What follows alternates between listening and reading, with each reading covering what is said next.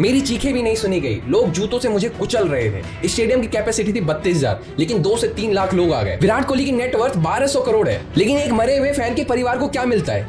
1 लाख या 10 लाख। महाकुंभ 2025 47 मारे गए, कोई जिम्मेदार नहीं। दिल्ली रेलवे स्टेशन किसी ने जिम्मेदारी नहीं ली, कोई जवाब नहीं। मौरवी ब्रिज 135 मारे गए, कोई ऑफिसर सस्पेंड नहीं हुआ। क्या इसे रोका जा सकता था? बेंगलुरु का चिन्नास्वामी स्टेडियम एक सपना था आरसीबी के आईपीएल जीतने का जश्न का, लेकिन वहां 11 लोगों की लाशें गिरी और 33 लोग जख्मी हुए। ये क्या था, हादसा या एक सरकारी हत्या? कौन जिम्मेदार है इसका?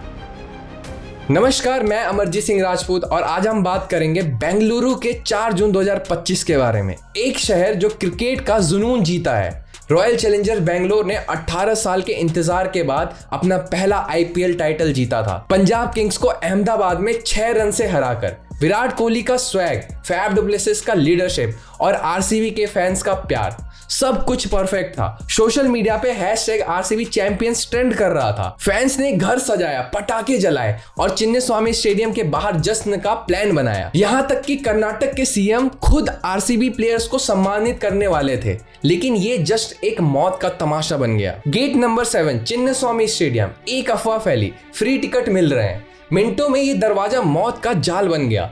2 से 3 लाख लोग एक 32,000 कैपेसिटी वाले स्टेडियम के बाहर एक दूसरे पे गिर रहे थे। लोग चिल्ला रहे थे, रुको बचाओ, लेकिन भीड़ का शोर उसकी आवाज दबा रहा था। एक सर्वाइवर अचिमन्य बोलता है, सब पागलपन था, बैरिकेड्स टूट गए, लोग एक दूसरे के ऊपर चढ़ गए थे। सिंचना 25 साल की लड़की कहती है, मैं लेट पहुंची इसलिए बच गई, पुलिस बस धक्का दे रही थी, कंट्रोल कुछ नहीं था। और एक फैन जिसके पैर बैरिकेड्स में फंस गया था, रोते हुए कहता है, मेरी चीखें भी नहीं सुनी गई, लोग जूतों से मुझे कुचल रहे थे। 11 लोग मारे गए, 33 जख्मी हुए, जिसमें से बच्चे भी थे। एक माँ ने अपने बच्चे को पुलिस के हाथों में ढेर होते हुए देखा। एक बाप अपनी बेटी का जूता ढूंढ रहा था, लेकिन उसकी बॉडी तक नहीं मिली। ये कोई साइंस फिक्शन का सीन नहीं है, ये बेंगलुरु का सच है, जहाँ क्रिकेट का जश्न लाशों के ढेर पे खड़ा था। अब सवाल उठता है, ये हुआ क्यों?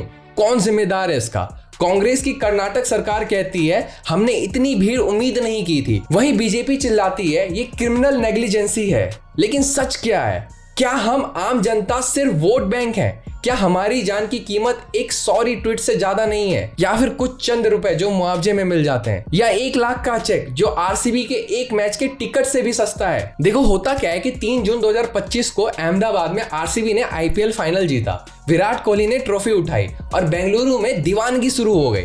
सोशल मीडिया पे फैंस ने लिखा, Kohli is a god, RCB का टाइम आएगा। अगले दिन 4 June Karnataka state cricket association और कांग्रेस सरकार ने चिन्नास्वामी स्टेडियम में एक बड़ा फैसिलिटेशन इवेंट का प्लान किया। सीएम और deputy CM DK Shivakumar खुद मौजूद थे, लेकिन यहाँ पहली गलती हुई। पुलिस ने कहा, इतना बड़ा इवेंट विधाना सौदा और चिन्नास्वामी दोनों जगह नहीं संभाल सकते। CNN न्यूज 18 के डॉक्यूमेंट्स दिखाते हैं कि पुलिस इसके खिलाफ थी, लेकिन सरकार के दबाव में परमिशन दे दी गई। और क्यों ना हो, कांग्रेस को मौका जो मिला था अपने इमेज चमकाने का। सीएम और शिव कुमार सोच रहे थे, आरसीबी के जश्न में हम भी हीरो बन जाएंगे, लेकिन हीरो बनने के चक्कर में उन्होंने एक शहर को मौत के मुंह में ढकेल दिया।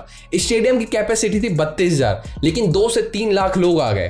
पासेस के हिसाब से भीड़ कंट्रोल होनी चाहिए थी, लेकिन अफवाह फैली कि फ्री टिकट मिलेंगे। गेट नंबर 7 पे लोगों को संभालना बहुत मुश्किल हो गया और बारिश ने और हालत खराब कर दी। पुलिस जो पहले से अंडर स्टाफ थी, बस लाठी चार्ज करती रही।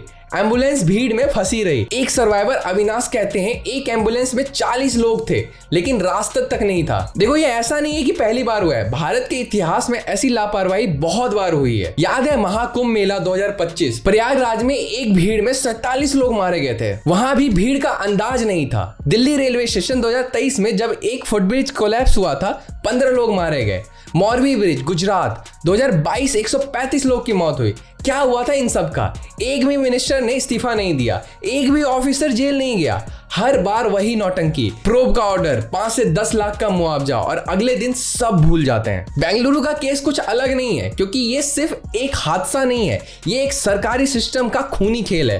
कांग्रेस कहती है KSCA ने इवेंट ऑर्गेनाइज किया था, हम बस सिक्योरिटी देने वाले थे। KSCA कहता है हमें सरकार का दबाव था। बीजेपी के संबित पत्रा चिल्लाते हैं कि ये मैन्युफैक्चर स्टैम्पीड है, लेकिन जब लाशें गिर रही थी, डीके शिव कुमार स्टेज पे मुस्कुराते हुए विराट कोहली के साथ सेल्फी ले रहे थे। ये कैसा कैसा सॉरी है? अगर इन्हें इतना भी दुख होता तो इवेंट को उसी समय रोक दिया जाता, जबकि ये सिचुएशन तो पहले से प्रिडिक्टेड था कि इतने लोग जमा होंगे। सोचो, ये हमें पता होने के बाद ऐसा हाल है। जब मान लो अगर सुनामी या फ्लड आ जाए तो वहां के सीएम क्या करेंगे? अब थोड़ी मैथ्स करते हैं। आरसीबी की वैल्यूएशन 800 करोड़ प्लस है। विराट कोहली की नेटवर्थ 1200 करोड़ है। एक आरसीबी मैच के प्रीमियम टिकट 1 लाख तक चला जाता है। लेकिन एक मरे हुए फैन के परिवार को क्या मिलता है? 1 लाख या 10 लाख? इतना तो कोहली एक इंस्टाग्राम पोस्ट के लिए चार्ज करता होगा। और आरसीबी का ऑफिशियल स्टेटमेंट क्या है? We are deeply anguished. बस तुम्हारे फैंस मर रहे हैं और तुम स्टेज पे नाच रहे हो। देखो, मैं किसी टीम या फिर किसी इंडिविजुअल प्लेयर के अपोज में नहीं खड़ा हूं, मैं सिर्फ उन परिवार के साथ खड़ा हूं जिनके सदस्य उस भीड़ में मारे गए। अब बात पॉलिटिक्स की। बीजेपी के बाई विजेंद्र और प्रहलाद जोशी कहते हैं कि कांग्रेस ने पुलिस पे दबाव डाला। कांग्रेस के राजीव शुक्ला बोलते हैं इसे पॉलिटिसाइज किया गया। लेकिन दोनों तरफ से क्या निकला? एक भी लीडर्स ने नहीं कहा मैं जिम्मेदारी लेता हूं इसकी। वहीं सीएम ने क्रिकेट एसोसिएशन पर थोक दिया। शिव कुमार ने अनकंट्रोलेबल क्राउड का बहाना बनाया। बीजेपी के बसावा राजभूमि बोलते हैं पुलिस म्यूट स्पेक्टेटर थी। तो जब पुलिस म्यूट स्पेक्टेटर थी तो तुम्हारा यूनियन मिनिस्टर क्या कर रहा था? एचडी कुमार स्वामी महाकुंभ के जिक्र करते हुए कांग्रेस को गाली देते हैं, लेकिन जब मोरबी ब्रिज टूटता है तो बीजेपी कहां थी? और सोशल मीडिया पे बीजेपी आईटी सेल ट्रेंड करवाती है #कांग्रेस खूनी, और कांग्रेस जवाब देते हुए उल्टा ट्वीट करता है। ये आपस में एक दूसरे को ब्लेम दे रहे होते, लेकिन 11 परिवार के आंसू किसी की टाइमलाइन में नहीं दिख रहे हैं।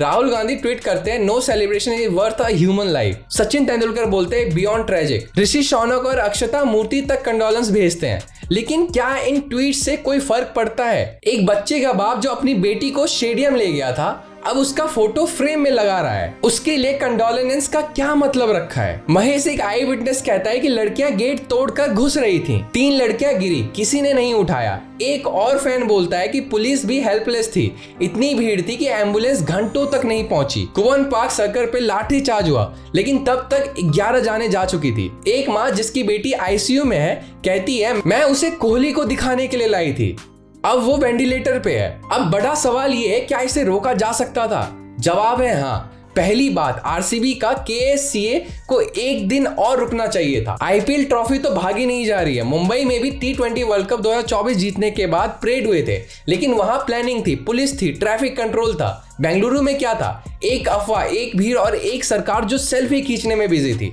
दूसरी बात, ट्रैफिक पुलिस ने कहा था परेड मत करो, लेकिन कांग्रेस ने सुनी नहीं।